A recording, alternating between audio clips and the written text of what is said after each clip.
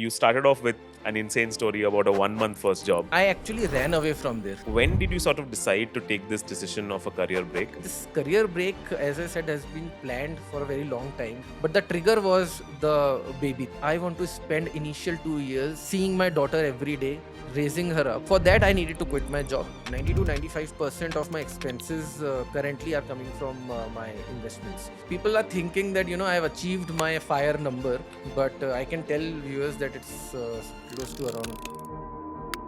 Do you think taking a break like this, does it impact long-term professional goals in any way? Yes. This career break, as I said, has been planned for a very long time. But the trigger was the baby. We got pregnant in 2024, and our first baby was supposed to be delivered in October last Right. year. I realized, यार, ये time नहीं miss करना है. I am seeing a lot of friends around that, kind of they're not able to spend time with their kids and all. And I was of this opinion that I want to spend initial 2 years seeing my daughter every day, raising her up. That was not possible if I am stuck in 1.5 hours of traffic in Bangalore or even Mumbai or wherever. For that, I needed to quit my job. There are mainly two big decisions. One is financial.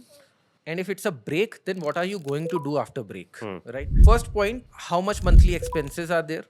Second point, what is your current net worth? These two will give you an idea that whether you can sustain for yourself or not. But then there is a third parameter. How long the break are you planning to be? I decided 6 months, 4 to 6 months would certainly be there.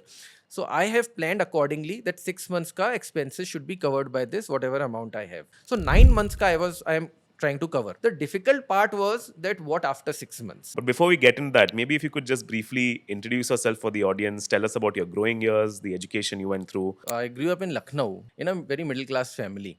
After class 12th, I went on to do engineering because during those days, Nishant, it was like every other person, every other classmate was doing engineering, Right. science, I mean PCM. So I also took that without any idea that what I'd want to do in life. And then I got into this college called JP Institute of Information Technology and did a dual degree program from there. That was a BTech plus an MBA mix, kind of 5-year course. 2008, as everybody knows, global financial crisis Right. came. After the crisis, no company was actually coming to the college. Now, what happened was that growing up in a kind of a tier 2 city in middle class family, generally we don't discuss money on the dining table. And my father never discussed about that. He had actually taken a loan for my graduation, which is what I understood once I joined my first job, that he told me, beta, थोड़े loans हैं. वहां पे ऐसा लगा कि at least I need to kind of get a job where I can pay off his loans and probably my education loan, home loan was there. All these things were there like immediate requirement from life. Right. Hence the need was to kind of jump to a better salary. That was the trigger of doing the second MBA. Eventually I got into IIM Indore.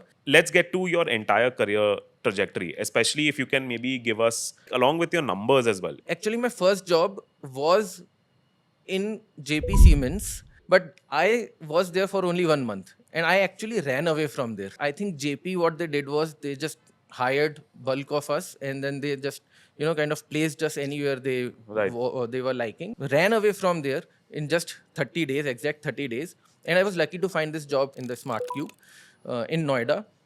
My first salary was 4.0 lakhs. I had already completed CFA level 1 when I entered the Smart Cube, and I was very much interested into doing investment banking right from my the 5-year dual degree days. But I wasn't getting those jobs because after GFC, the jobs in investment banking were tough to find. Then, as I said, I joined MBA. From there, actually, the life turned, and the trajectory actually changed. I got my first job post MBA with an investment bank, Deutsche Bank. Worked there for almost 4.5 years. They had a fixed salary again for all of the people joining there, 13.25 plus a fixed bonus of 6.25. If I can share, my fixed towards the end was close to around 25. I don't remember the exact, but somewhere like that. But bonus was almost 100% of that I was getting. Got it. When I went to Edelweiss, the wealth management fraternity or the industry works on incentives. You earn for the company, you take a commission. When I became eligible in 2020, it was COVID. Bonuses were completely Right. gone out of the window. So for almost 2 years, I was almost towards the half of what I was getting at Deutsche. The good jump actually I got when I moved to, then the company was acquired and I moved to PhonePe. Not getting into the exact numbers over there, but I can say that when I have quit my job like 2 months back, I've just crossed the 8-figure annual, which includes my vested ESOPs plus the fixed salary. Got So it. yeah, so the journey which started at 4.2, it has actually reached 8-figure. So I think let's get to the point of what you did with the money you earned, right?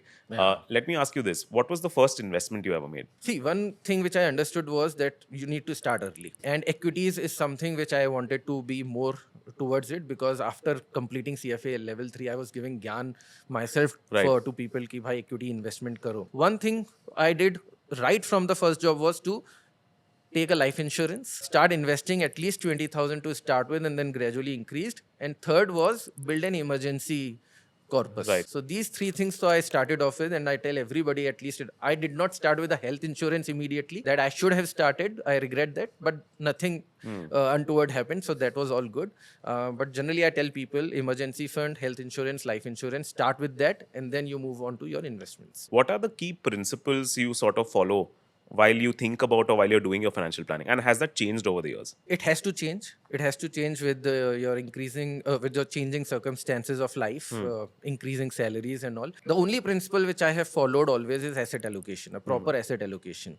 And that comes with understanding how your risk profile is. So I just generally, kind of divide the risk profile into two different parameters: risk taking ability and risk taking willingness. Right. An individual's risk assessment keeps on changing per his current situation. If someone is scared or currently not going through good days, he will be like a conservative investor. If good things are happening, he has just got a bonus, he'll be like an aggressive investor. Right. And I have understood that I am a little moderately aggressive investor. So off late, when kind of recently, when I've quit my career, quit my corporate job, the rat race, I was in the last few days was 70% into equities, around 25% into fixed income, and 5% gold and silver. I do not own real estate. My father has a house back in Lucknow. Apart from that, I don't own any real estate as of now. Even in that 70% equities, what I generally do is that I maintain a range for it. For example, if I said that I'm 70% into equities, so I will allow my equities to oscillate between 65 to 75%, which is plus minus 5% of that strategic asset allocation. Now, all these years, last 4 years till October, the market just kept going up and up and Right. up. More so small caps. And now a lot of people are thinking a small cap has, kind of went, I mean, they're making so much losses on small cap. I was lucky to follow this method, and I was out of lot of small caps. I mean, I reduced my small cap exposure somewhere around June and July. Why? Because as soon as the exposure touches the upper range, I sell and bring it back to the midpoint. And I moved some money back to the fixed income. In June or July, there was no plan to take a career break. So it was not because that I was going to have this change in my life. Right. That is why I was doing so. It was all my philosophy of maintaining a proper asset allocation. If you are following this current fear, which a lot of people have, that market is going down and down and down, I don't care about it. Because if my allocation towards equity goes to the lower range, I will add. I will, kind of sell some fixed income, and I'll add and maintain my asset allocation Right. back again. So this is the time when I am not looking for catching up a bottom. Hey, my bottom is my asset allocation ka lower range. Let's come to the key question, right? You took a career break. When did you sort of decide to take this decision of a career break, and why was this step so important? We decided somewhere around August last year. The two cities we were considering were Lucknow and Indore. Eventually, I moved to Indore. Indore is called mini Mumbai. It has the fastness of Mumbai with the slowness of a tier 2 city. For the last 7 years consecutively, Indore is being voted as number 1 clean city in India. Right. And I have seen the transformation of the city from 2014 when I have passed out from my MBA. It was not number 1 back then. But because it's been my sasural, I kept visiting the city at least Right. twice in a year, and I've seen the transformation. From what I understand, you took your career break decision in sort of a short duration. It's not like a planned career break for years, right? Did it just sort of fall into place, or how did you manage taking that decision in terms of the financial planning for the 6 to 8 months you've decided to take this break? See, Nishant, if you think about it, that thought process has always been there, that there will be a day when I will do this. And secondly, because I have been maintaining and updating and everything on my financials almost on a weekly basis, it did not take me that long, because I have maintained an Excel where I have put in each and every expense right from 2015 or 16. Matlab, even if you ask me today in 2016, September 15th on groceries, how much you spent, I would have that data. My monthly expenses in Bangalore was coming out to be somewhere close to around 2 to 2.25 lakhs. And in Indore, although we have not had a lot of time over there, and obviously with a new member in the family, it stayed around 1.75 to 2 lakhs. So accordingly, taking an average कि अगर 2 लाख का expense होता है तो will my the savings and investment support? It was a very easy decision to make, not a difficult decision. For the expenses which are there for these 6-8 months, what sort of income is sort of supporting this? Is it passive income from the investments you've made? And if so, what are the passive income investments that you've made, and how much of the expenses does it actually cover? See, you can assume around 90 to 95% of my expenses currently are coming from my investments. The new income which I am getting is very sporadic. I Right. mean, it's not consistent. And if it comes, it's great.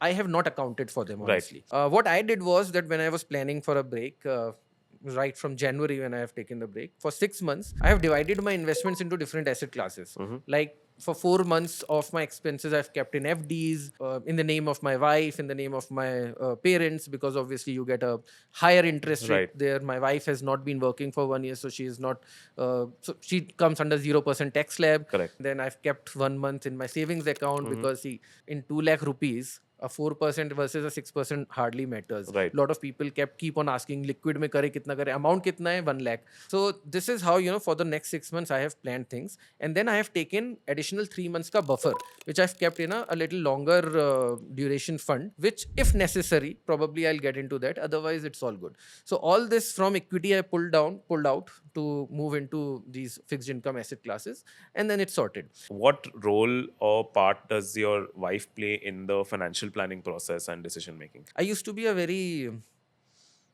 what do you say, miser. First year there were a lot of fights, but gradually we both came to a central point. And at least from the second year of our marriage, what I have actually kind of focused on is to involve her in each and every decision of our money. Even asset allocation, she might not understand a lot of stuff, so first I'll educate her, and then I'll ask her, are you okay? I maintain an Excel sheet which I update almost every week. Right. And my wife has full access to that. And we have actually maintained that sheet in order to that this investment is in your name, this investment is in my name, what are the folio numbers, etc., etc. What does she do? So she's a techie in a company which was focused on cyber security. So she just quit after working 8 years in that company. But Right. currently none of us are working in the family. So Best father is retired. Of course, mom has always been a homemaker. I have quit the job, and my wife has also quit last year. So, Vaibhav, what are the other financial goals which you're planning for? See, I want to just amass a corpus. I'll tell you, there is again a theory between goal-based investing and non-goal-based investing, and both work well. I am more of a proponent of a non-goal-based investing, where I don't want to think about specific goals 10 years, 15 years, 20 years down the line. I just want to think about a corpus. So don't want to classify X, Y, Z things, but yes, financial independence is that goal. And at this point in time, do you have a figure sort of affixed to financial independence? Numbers have actually changed over the years. Currently, I'm thinking close to, you can say 25 to 30 CR should be good. People are thinking that, I have achieved my FIRE number, but I can tell viewers that it's close to around 15-20% of that. Do you think taking a break like this in, say, let's say almost the peak of your career, right? 36, 37. Yeah. Does it impact long-term professional goals in any way? Yes, it does. And how have you sort of done risk mitigation for that? And what would you advise others to do so for it? See, the point is that my priority would be, as I said, that I'll start something, on my own. If that materializes, great. If that does not, I'll get back into the job front. So if someone has a clear understanding that he or she wants to get into the job only, let's say someone is earning random figure 20 lakhs right now.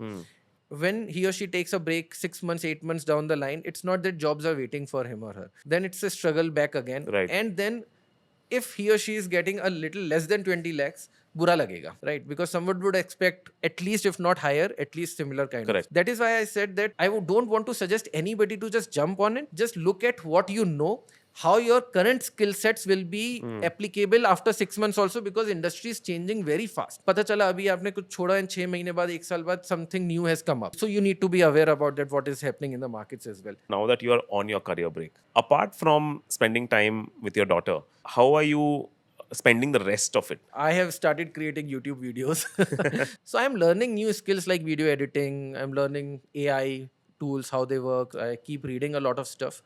I want to keep myself updated as to what is happening in the markets. Can't leave that. Haven't left that for 10 years. Can't leave that now. Career break has given me a lot of independence, daily independence. I don't have an obligation to wake up at 7 a.m. and go to office beating the traffic and all. I sleep when my daughter is sleeping. I wake up when she starts crying, and also that is a very blissful, kind of an experience which you have. Hi, if you're still watching, you're probably already on the right track to building wealth. And we believe bonds should be a part of it. With Wint Wealth, invest in bonds offering 9 to 12% fixed returns. To learn more, download the Wint Wealth app now. Investments in debt securities, municipal debt securities, securitized debt instruments are subject to risks, including delay and/or default in payment. Read all the offer-related documents carefully.